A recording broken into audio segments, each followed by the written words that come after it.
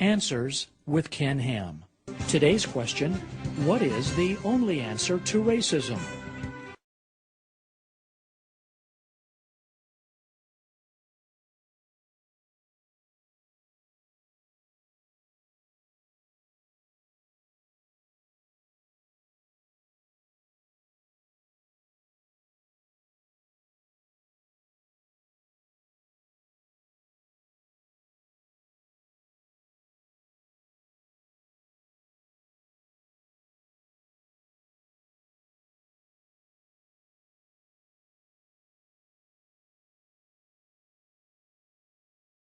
And now, Ken Ham. In Australia, we have an indigenous people called the Australian Aborigines. When they were first discovered, Captain Cook sailed up the east coast in 1770. When they were first discovered, they didn't know the God of the Bible, as we know, but they had some fascinating legends, Dreamtime legends. They had these legends before they ever met missionaries. I just want to read one of them to you. I've abbreviated a little bit here, but I want to read one of these Dreamtime legends to you. This is one that I must admit, the first time I read it, it really brought tears to my eyes, and I'll tell you why after we finished, or maybe you'll see why as we read it through. The first man ever to live in Australia was Berwickborn. He had been made by Biami. After establishing Berwickborn and his wife in a place that was good to live in, he put his sacred mark on a yarran tree nearby, which was the home of a swarm of bees. "This is my tree," he told them, "and these are my bees. You can take food anywhere you like in the land I've given you, but this tree, the bees and the honey they make, you must never touch. If you do, much evil will befall you and all the people who will come after you." Is this reminding you of something here? Let's go on. But one day when the woman was gathering firewood, her search carried her to Biami's tree. A brooding presence seemed to hover above her, and she raised her eyes once more. Now that she was closer to the tree, she saw the bees hovering round the trunk and drops of honey glittering on the bark. She stared at them, fascinated by the sight. She had tasted the sweet excretion only once before, but here was food for many meals. She could not resist the lure of the shining drops. Letting her sticks fall to the ground, she began to climb the tree. Suddenly, there was a rush of air, and a dark shape with huge black wings enveloped her. It was Narradan, the bat, whom Biami had put there to guard his yarran tree. Berwickborn's wife scrambled down and rushed to her gunya, where she hid in the darkest corner. The evil she had done could never be remedied. She had released Narradan into the world, and from that day onwards, he became the symbol of the death that afflicts all the descendants of Berwickborn. It was the end of the golden age for Berwickborn and his wife.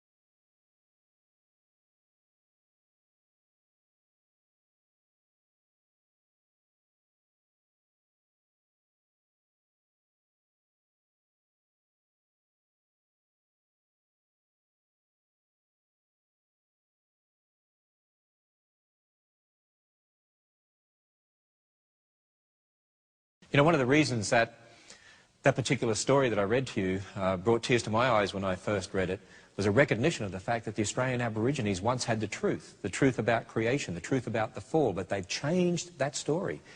They've handed it down, but the real record is in the Bible.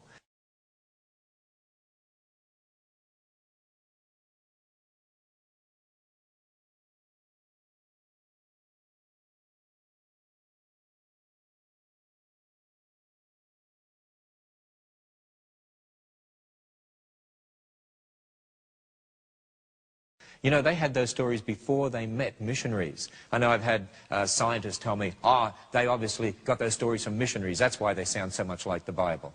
Well, that can't be right, because you see, the stories they have start from the time of the Tower of Babel and go back through the flood, back to creation. Whereas if missionaries were preaching to them, they'd be telling them about Jesus, and you don't see those sorts of things in their Dreamtime legends. No, it makes much more sense that they had these stories, they handed them down, but they changed them. And the real record is in the Bible.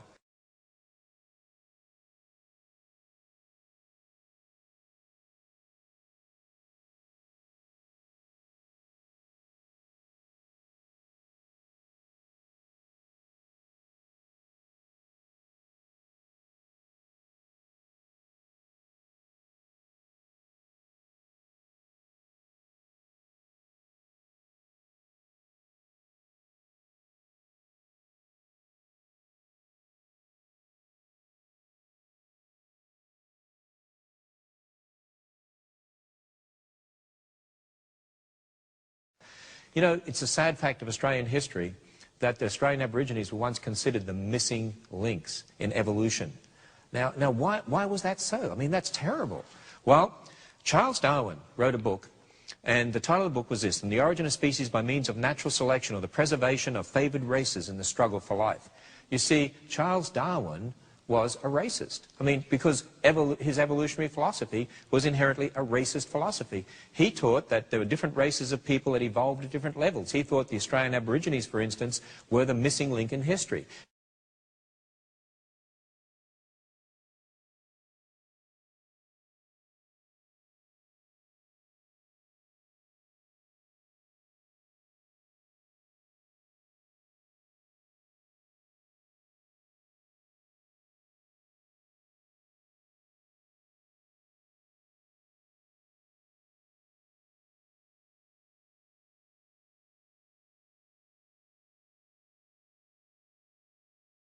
Now, don't get me wrong, there were racist attitudes before Darwin, but like Stephen Gould said, and Stephen Gould is one of the world's leading evolutionary spokespersons from Harvard University, he said this: "Biological arguments for racism may have been common before 1850, but they increased by orders of magnitude following the acceptance of evolutionary theory."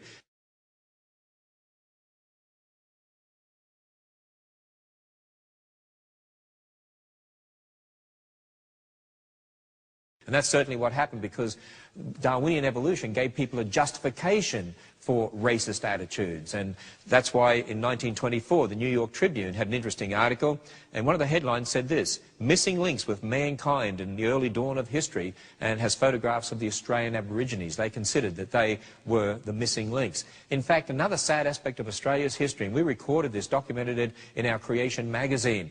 So there were scientists from Germany, from England, who came over to Australia, or sent people to Australia. They hunted down the Aborigines, they treated them like animals, herded them over cliffs, or herded them into swamps and shot them, and boiled up their skulls and skinned them so they could have specimens for museums around the world.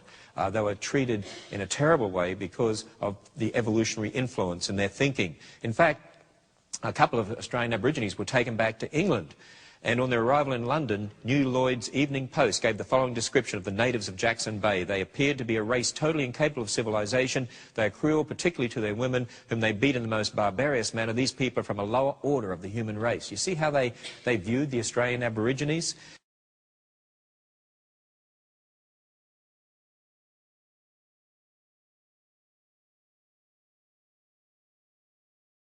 In fact, when one of them died, his body was dug up from its grave under St John's Anglican Church in Kent and stolen by Charles Darwin's grandfather to be stuffed and exhibited at the Royal College of Surgeons.